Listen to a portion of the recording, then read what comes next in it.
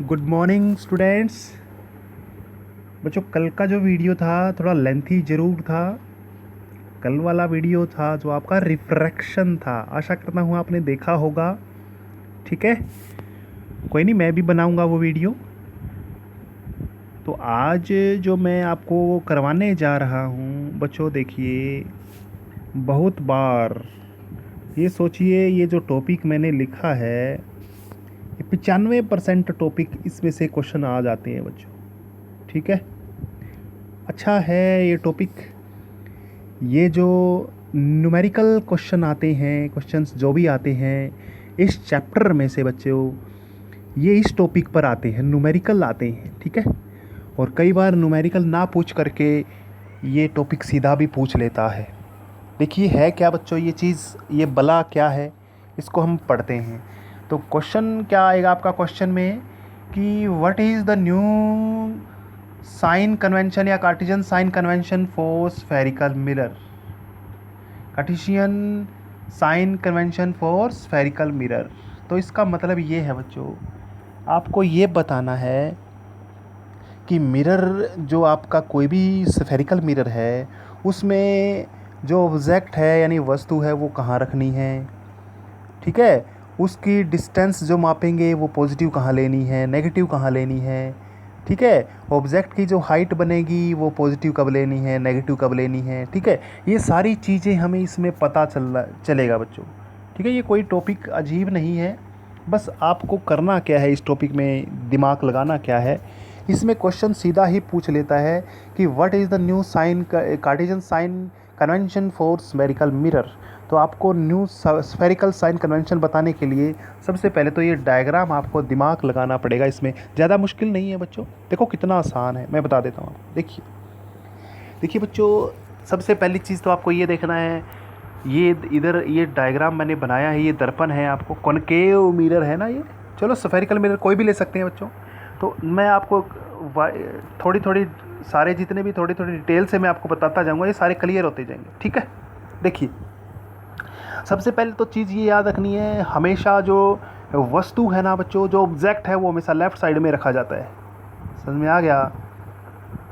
ये देखो पहला पॉइंट हो गया, the object is always place to the left of the mirror.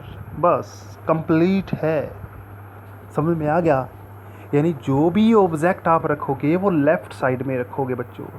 इसको ये नहीं है कि इस दर्पण को इधर से बना दिया और इधर बनाएंगे, नहीं बच्चों, नहीं, लेफ़्ट साइड में बनाएंगे इसको। हमेशा कोई भी दर्पण होगा ऐसे ऐसे करके लेफ़्ट साइड में ही वस्तु को रखेंगे। ठीक है, समझ में आ गया होगा? तो यानी ये आगे का करने की ज़रूरत नहीं है, इसका मतलब बताया हुआ इसने, this simplifies that the light from the object fall on the mirror from the left hand side. यानी कहने का मतलब है जो ऑब्जेक्ट से जो लाइट फॉल करेगी मिरर के ऊपर वो लेफ़्ट साइड से करेगी। ये बात तो एक ही बात है बच्चों। ठीक है, ये समझ में आ गया होगा? इसका मतलब क्या है, ऑब्जेक्ट लेफ़्ट साइड में रखने का मतलब ये है भी जो भी लाइट आपकी फॉल करेगी मिरर के ऊपर लेफ़्ट साइड से पड़ेगी, गिरेगी। ठीक है, अब थोड़ी दिमाग लगाओ बच्चों, जो डिस्टेंस लाइट की डायरेक्शन में मापी जाएंगी, लाइट की डायरेक्शन में वो पॉजिटिव ले जाएंगी। देखो बच्चों, ये वाला लेफ़्ट साइड की बात हम करेंगे, लाइट साइड की बात करेंगे, मतलब लाइट कहने का मतलब है लाइट जहाँ से गिरेगी, जिस डायरेक्शन में हम लाइट की डायरेक्शन में अगर डिस्टेंसेस मापेंगे तो वो पॉजिटिव लेनी है, और लाइट के अपोजिट में डिस्टेंस मापेंगे तो वो नेगेटिव लेनी है। देखो बच्चों, एक बार जैसे मान के चलिए, एक बात और याद रखनी है, जो भी डिस्टेंस मापेंगे वो P से शुरू करके मापेंगे बच्चों। कहाँ से शुरू करके मापेंगे? P से। देखो दिमाग लगाओ थोड़ा, मान लो मैंने ये डिस्टेंस मापना है, ये इधर डिस्टेंस माप के, अब मुझे बताइए ये जो डिस्टेंस इस साइड में नेगेटिव लेंगे या पॉजिटिव लेंगे। अब आप जो ये डिस्टेंस माप रहे हो, यहाँ से माप रहे हो, ठीक है, यहाँ से डिस्टेंस, ये इधर डायरेक्शन कौन सी होगी इसकी, लाइट की डायरेक्शन तो ये है, और डिस्टेंस माप रहे हैं अपोजिट डायरेक्शन में। डिस्टेंस कौन सी डायरेक्शन में माप रहे हैं? अपोजिट में, लाइट के अपोजिट में माप रहे हैं, क्योंकि लाइट तो इधर से आ रही है ना। समझ में आ गया? अरे लाइट इधर से आ रही है और हमने डिस्टेंस माप रहे हैं इधर वाला, ये वाला डिस्टेंस माप रहे हैं, नेगेटिव साइड में कह सकते हैं। तो कहने का मतलब ये है, इतना दिमाग लगाने की ज़रूरत भी नहीं है, कोई बात नहीं, मैं सीधा बता देता हूँ आपको। जो मिरर के राइट साइड की डिस्टेंसेस है वो हमेशा पॉजिटिव ली जाती हैं। राइट साइड की डिस्टेंस हमेशा पॉजिटिव ली जाती हैं और लेफ़्ट साइड की जो डिस्टेंस है वो हमेशा क्या ली जाती है मिरर के, नेगेटिव ली जाती है बच्चों, नेगेटिव ली जाती है। ठीक है, ये इसका नियम बता रखा है, डिस्टेंस टवर्ड लेफ़्ट हमेशा नेगेटिव, डिस्टेंस टवर्ड राइट हमेशा पॉजिटिव। देखो ये क्लियर हो गया, देखो कितना चीज़ क्लियर हो गई, ये हो गया ठीक है ओके, ये हो गया ओके, ये हो गया ओके, ये बता दिया डायरेक्शन कहाँ से गिरेगी ठीक है ओके। ये देखो कितने हो गए बच्चों, 4 हो गए, 2 रह गए बस। एक बात और याद रखनी है, जो प्रिंसिपल एक्सिस हमने करी है इसके ऊपर जो डिस्टेंस है ना, ऊपर वाला डिस्टेंस हमेशा पॉजिटिव लिया जाता है। मतलब हम वस्तु कोई रख रहे हैं इधर ऊपर, उसको हम उसकी जो हाइट है ना उसको पॉजिटिव लेंगे। अगर हमारी इमेज नीचे बन गई, कोई भी वस्तु की नीचे की तरफ बनी, प्रिंसिपल एक्सिस के नीचे की तरफ देखो बनी थी, हमेशा हमने देखा था, मिरर के करे होंगे 2-3 आपने, मैंने पीछे करवाए हैं आपको। तो नीचे की तरफ अगर कोई ऑब्जेक्ट का इमेज बनता है तो वो नेगेटिव लेंगे बच्चों, नेगेटिव। अगर ऊपर की तरफ है तो पॉजिटिव बच्चों, ऊपर की तरफ है तो पॉजिटिव। हाइट की बात कर रहा हूँ मैं, हाइट, हाइट ठीक है। पोल से जो डिस्टेंस मापेंगे ना वो लेफ्ट और राइट का है। दोबारा से, यहाँ से जो डिस्टेंस मापेंगे, इधर वाला पॉजिटिव 10 है तो +10, इधर वाला नेगेटिव अगर 10 है तो -10। ठीक है, नेक्स्ट देखो क्या है, अगर ये वाला डिस्टेंस मापना है, ये वाला डिस्टेंस मापना है, ये वाला, ये सारे प्लस होंगे बच्चों। प्लस क्यों होंगे? क्योंकि प्रिंसिपल एक्सिस के ऊपर वाली दूरियां प्लस में पॉजिटिव मानी जाती हैं। ये 5 मीटर है तो ये 5 मीटर है, ये 5, सारे प्लस के 5 मीटर होंगे। लेकिन बच्चों अगर ये डिस्टेंस, इमेज यहाँ बन गई, यहाँ बन गई, यहाँ बन गई, कहीं भी बन जाए, देखो प्रिंसिपल एक्सिस के नीचे जितनी भी डिस्टेंसेस होंगी वो माइनस में ली जाएंगी नीचे की तरफ। ठीक है, ये चीज़, ये रूल है बच्चों, ये साइन कन्वेंशन बोलते हैं, न्यू कार्टेशियन साइन कन्वेंशन है। और ये कई बार पेपर में सीधा 3 नंबर का पूछा जाता है कि what are the new sign convention for the spherical mirrors. ठीक है, तो आपने डायग्राम बनाना है और इसकी ये बातें जो 5-4 हैं लिखनी है। लिखनी क्या है, ये मैंने जो बताई दी है ये लिखी हुई है इन्होंने, देखो पढ़ते हैं इनको। पहला पढ़ दिया मैंने कि लेफ़्ट साइड में ऑब्जेक्ट को रखते हैं, देखिए। अच्छा, एक बात इसने लिखी हुई है, जितनी भी डिस्टेंस मेजर करेंगे वो पोल को स्टार्टिंग पॉइंट मान के मेजर करेंगे। ठीक है, ये लिखा हुआ है, all distances parallel to the principal axis are measured from the pole of the mirror. भी पोल से शुरू करके डिस्टेंस को मापेंगे बच्चों, पैरेलल में ऐसे मापेंगे, ऐसे मापेंगे, यहाँ से शुरू करेंगे, क्योंकि कोई दूरी को, डिस्टेंस को मापने के लिए कोई स्टार्टिंग पॉइंट तो लेना पड़ेगा ना आपको, तो यहाँ से मापेंगे हम। जैसे यहाँ से इतना कितना हो गया, यहाँ से कितना हो गया, ये वाली बात। ठीक है, ये वाला सेकंड पॉइंट था। थर्ड पॉइंट क्या है, ऑल द डिस्टेंसेस, ये वाली बात मैंने बता दी।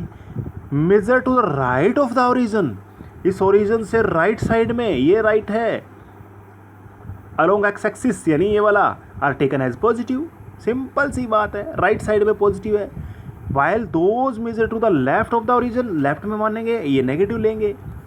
सिंपल सी बात है बच्चों, सिंपल सी, राइट साइड में पॉजिटिव, लेफ्ट साइड। ये भी हम कह सकते हैं, तुम अपनी भाषा में लिख सकते हो, all the distances right of the mirror is positive, all the distances measured left of the mirror is negative. Simple सी बात है, अपनी लैंग्वेज में लिख सकते हो इसको। ठीक है, मतलब सारी दूरियां दर्पण के जो राइट साइड में होती है वो क्या, जो मिरर है उसके राइट साइड में होंगी, वो क्या होंगी, सारी पॉजिटिव होंगी, लेफ्ट साइड में नेगेटिव होंगी। सिंपल सी बात है। Next, distance measured perpendicular to the and above the principal axis are taken positive. ये 2 पॉइंट बना रखे हैं।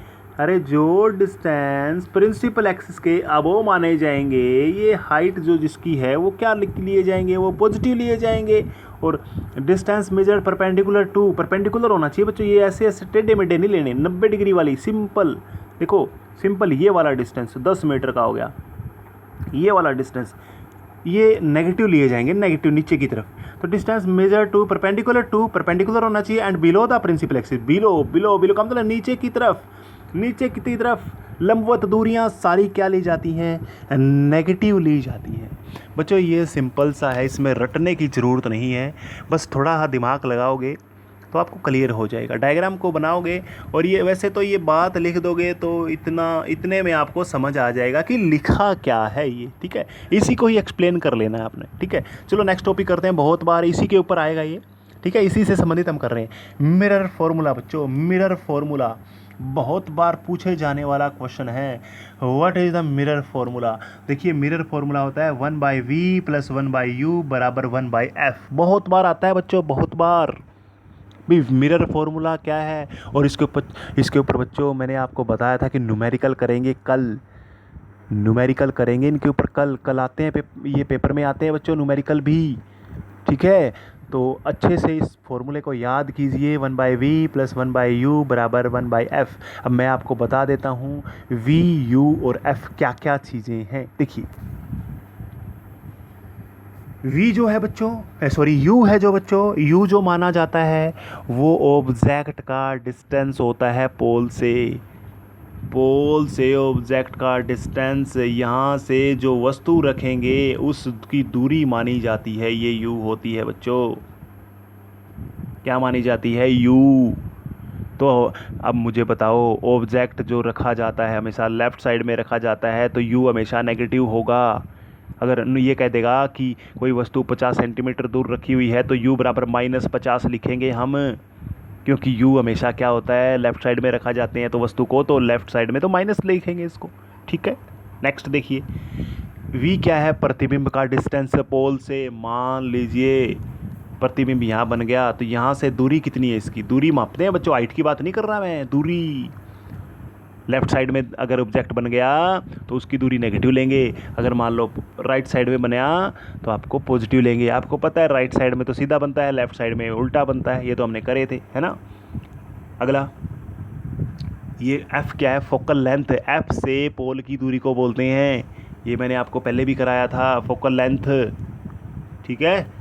Distance of the principal axis from the pole of the mirror, है ना। प्रिंसिपल फोकस कह सकते हैं, principal focus from the pole, focus से। अब एक क्वेश्चन मुझे आप बताओ बच्चों, कौन सा मिरर ऐसा है जिसकी फोकस दूरी प्लस में होती है? देखो बच्चों सिंपल सी बात है, मैंने आपको ये मिरर करवाया था, कौन सा है? कन्वेक्स है। अब मुझे बताइए इसकी फोकस दूरी कहाँ होती है बच्चों? यहाँ होती है कि यहाँ होती है? कहाँ, इस साइड होती है कि इस साइड होती है? इस साइड नहीं होती, इस साइड होती है। तो बताइए इसकी फोकस दूरी क्या होगी? f लिखते हैं ये वाला, इसकी फोकस दूरी प्लस में होगी क्योंकि राइट साइड में है ये, ठीक है। और ये कॉनकेव की बात करें, इसकी फोकस दूरी हमेशा यहाँ पर होगी क्योंकि ये लाइट को ऐसे मोड़ता है, इधर आती है पॉइंट पे, और पीछे वाला हमने किया है, इधर वाला फैलाता है, फैलाने से ऐसा लगता है कि इसकी फोकस यहाँ से आया है ना। तो लेफ़्ट साइड की सारी दूरियाँ नेगेटिव, राइट साइड की सारी दूरियाँ पॉजिटिव। वेरी वेरी इंपॉर्टेंट है ये। देखिए मैग्नीफिकेशन करते हैं, नेक्स्ट टॉपिक है बच्चों, ये तीनों चीज़ें एक दूसरे से संबंधित है, वो आज करेंगे, ठीक है।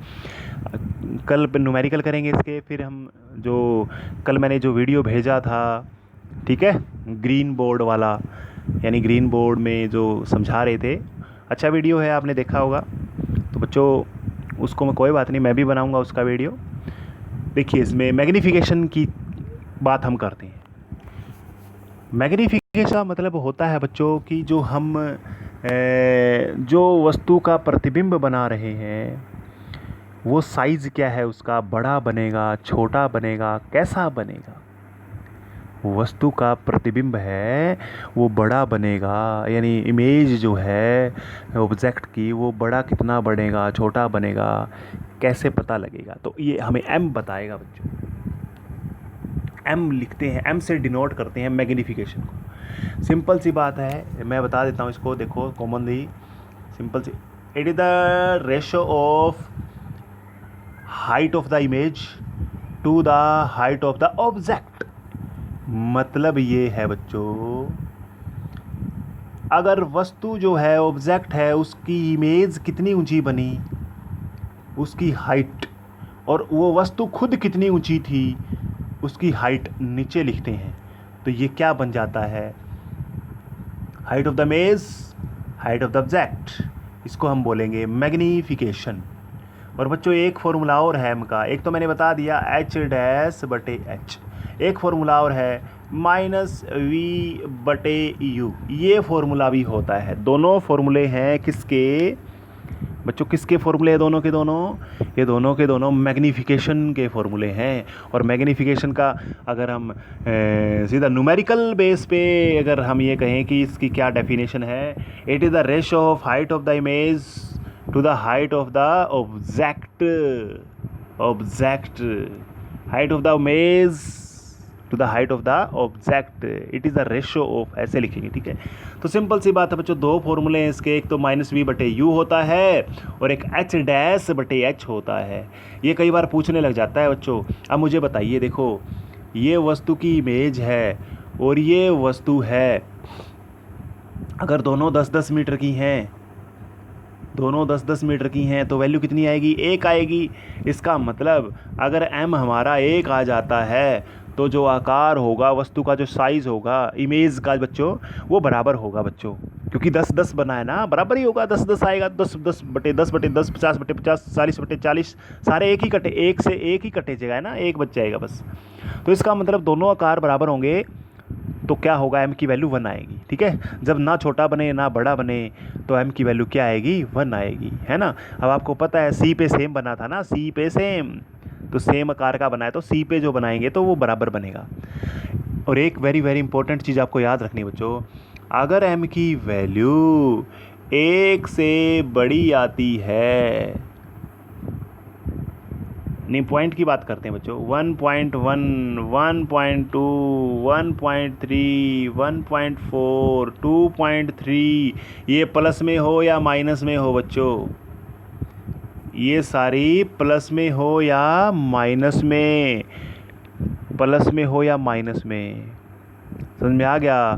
तो इमेज जो बनेगी वो आकार में बड़ी बनेगी बच्चों, प्लस में हो या माइनस में हो, ठीक है। या कल बताऊंगा मैं प्लस माइनस का चक्कर क्या है ये, ठीक है। एक से बड़ी हो, 1.4 हो, प्लस की हो या माइनस की हो, तो 1 से बड़ी बनेगी तो क्या होगा, मतलब 1 से बड़ी का मतलब पॉइंटों में भी हो सकता है बच्चों, ये नहीं है कि तुम कहोगे सर ये तो 1 से बड़ी नहीं है ना। माइनस में 1 से बड़ी हो, ये कैसे कर सकते हैं, छोटी है वैसे तो ये, है ना, 1 से तो छोटी है ये, लेकिन मैंने कहा है 1.4 प्लस का हो या माइनस का हो, 2.3 प्लस का हो या माइनस का हो, ये ऐसे यहाँ पर 1 से डिजिट से बड़ा होना चाहिए, तो हमेशा इमेज बड़ी बनेगी। लेकिन अगर 0.9 है, 0.9, 8, 7 प्लस माइनस तो छोटी बनेगी, ठीक है। चलो बच्चों कल न्यूमेरिकल करेंगे। Thank you, have a nice day.